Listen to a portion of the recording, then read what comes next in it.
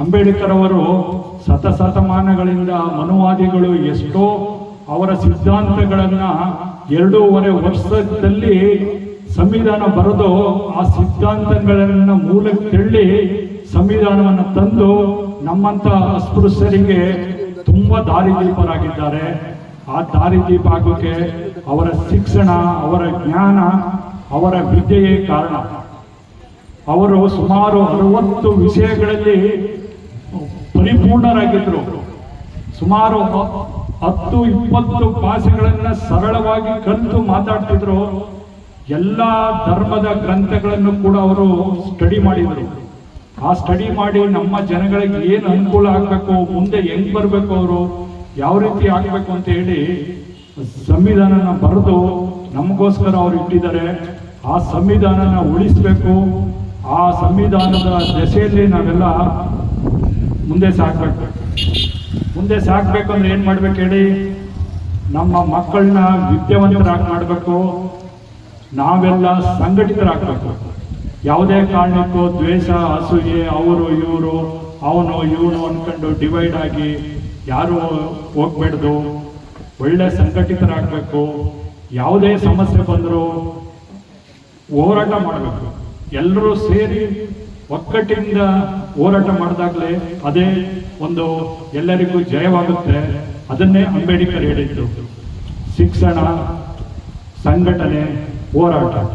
ಆದರೆ ಈಗ ಅದೆಲ್ಲ ಕಡಿಮೆ ಆಗ್ತಾ ಇದೆ. ಒಂದು ಸ್ಟೇಜಲ್ಲಿ ಎಲ್ಲ ಇತ್ತು, ಈಗ ನಾವು ನೋಡ್ತಾ ಇದ್ದಾಗ ಅದು ಕಡಿಮೆ ಆಗ್ತಾ ಇದೆ. ಈಗೆಲ್ಲ ಏನಾಗ್ತಾ ಇದೆ ಅಂದ್ರೆ 20 ವರ್ಷಕ್ಕೆ ಎಲ್ಲ ಕುಡಿಯೋದು ಮಾಡೋದು, ಅದನ್ನೆಲ್ಲ ಬಿಡಿ. ಕುಡಿಯೋದ್ರಿಂದ ಏನು ಸಾಧನೆ ಮಾಡೋಕ್ಕಾಗಲ್ಲ. ಯಾರೋ ಕುಡಿಸ್ತಾರೆ ಅಂದ್ಬಿಟ್ಟು ನೀವು ಕುಡ್ಕೊ ಬಂದು ಮನೇಲೆಲ್ಲ ಹಾಳು ಮಾಡಿ ಆರ್ಥಿಕವಾಗಿ, ಸಾಮಾಜಿಕವಾಗಿ ಯಾವುದೇ ಒಂದು ಇದರಲ್ಲಿ ನಾವು ಮುಂದೆ ಬರೋಕ್ಕಾಗಲ್ಲ. ಈಗಿನ ಯುವಕರು ಇವರು ಯಾವುದೇ ಕಾರಣಕ್ಕೂ ಈ ಮದ್ಯಪಾನದ ಒಂದು ಚಟಕ್ಕೆ ಬಲಿಯಾಗಬೇಡಿ. ಏನೋ ಆ ಕಾಲದಲ್ಲಿ ಅಪ್ಪ ಅರ್ಜುನ ಇದ್ದಾಗ ಮಾತ್ರ ನಡೀತಿತ್ತು. ಒಂದು 45 ವರ್ಷ 50 ವರ್ಷ ಆದ್ಮೇಲೆ ಏನೋ ಒಂದು ಸ್ವಲ್ಪ ತಗೊಳ್ತಿದ್ರು. ಈಗೇನಾಗಿದೆ ಅಂದ್ರೆ 20 ವರ್ಷ ಹುಡುಗ ಸ್ಟಾರ್ಟ್ ಮಾಡ್ತಾನೆ ಕುಡಿಕೆ, ಅವನಿಗೆ 40 ವರ್ಷಕ್ಕೆ ಅವನ ಮೈಂಡು ಫುಲ್ಲು ಬ್ಲ್ಯಾಂಕ್ ಆಗುತ್ತೆ. ಅವನು ಮುಂದೆ ಏನ್ ಮಾಡಬೇಕು, ತನ್ನ ಮಕ್ಕಳ ಹೇಗೆ ಮುಂದುವರಿಸ್ಬೇಕು, ಯಾವ ರೀತಿ ಆಗ್ಬೇಕು ಅನ್ನೋದೇ ಗೊತ್ತಾಗಲ್ಲ. ಆ ಒಂದು ನಿಟ್ಟಿನಲ್ಲಿ ತುಂಬಾ ಕಷ್ಟ ಆಗ್ತದೆ. ಹಂಗಾಗಿ ತಾವ್ಯಾರೂ ಕೂಡ ಒಂದು ಧೈರ್ಯ ತಕೊಂಡು ಆ ಕುಡಿದನ್ನ ಕಡಿಮೆ ಮಾಡಿ ತಮ್ಮ ಮನೆಗಳನ್ನ ತುಂಬಾ ಚೆನ್ನಾಗಿ ಅಚ್ಚುಕಟ್ಟಾಗಿ ಇಟ್ಕೊಂಡು ಮಕ್ಕಳನ್ನೆಲ್ಲ ಓದಿಸಿ ಒಂದು ಒಳ್ಳೆ ವಿದ್ಯಾವಂತರಾಗಿ, ಬುದ್ಧಿವಂತರಾಗಿ ನಮ್ಮ ಊರಿಗೆ, ನಮ್ಮ ದೇಶಕ್ಕೆ ಒಳ್ಳೆ ವ್ಯಕ್ತಿಗಳಾಗಬೇಕು. ಇದು ನನ್ನ ಒಂದು ಕೋರಿಕೆ.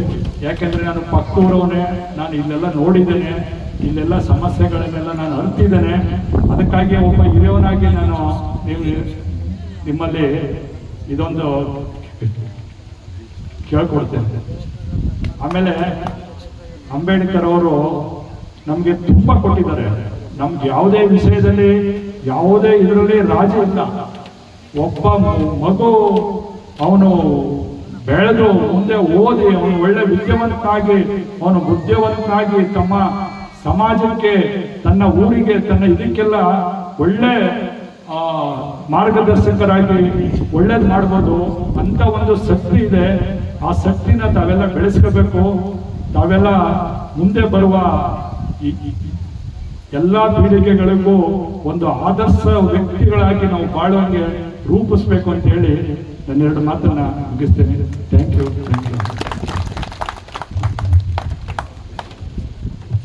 ಹೆಣ್ಮಕ್ಳಿಗೆ ದೇವ್ರ ಅಮಲು, ಗಂಡು ಮಕ್ಕಳಿಗೆ ಮದ್ಯದ ಅಮಲು.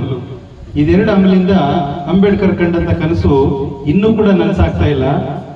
ನಮಗೆ ಎಲ್ಲ ನಮ್ಮ ಸತ್ತೋಗಿರುವಂತ ಊರ್ನ ಎಲ್ಲರೂ ಕೂಡ ಪಿಶಾಚಿಯಾಗಿ ಕಾಣ್ತಾರೆ, ಆದ್ರೆ ಅಂಬೇಡ್ಕರ್ ಯಾವತ್ತೂ ಕಾಣಿಸಲ್ಲ. ಯಾಕೆಂದ್ರೆ ನಾವಿರುವಂತ ಅಮಲು ಬೇರೆ ಬೇರೆ ಅಮಲ್ ಇದೆ ಅಂತ ಹೇಳಿ ಒಂದು ಗ್ರಾಮೀಣ ಭಾಷೆ ಈ ಕಲ್ಕುಣಿಯವರೇ ಹಿಂಗೆ ಅನ್ಸುತ್ತೆ ನೋಡಿ. ಆ ಊರಲ್ಲಿರುವಂತ ಸಂಘಟನೆ ನಿಜವಾಗ್ಲೂ ಕೂಡ ಹೆಬ್ಬಾಗಿಲು ಯೂಟ್ಯೂಬ್ ಅಲ್ಲಿ ಸಿಕ್ಕಾಪಟ್ಟೆ ಫೇಮಸ್ ಆಗ್ಬಿಟ್ಟಿದೆ.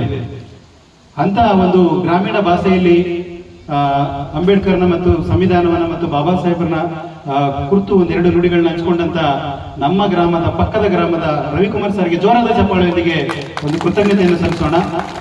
ಅದೇ ರೀತಿ ಕಾನೂನು ರಕ್ಷಕರು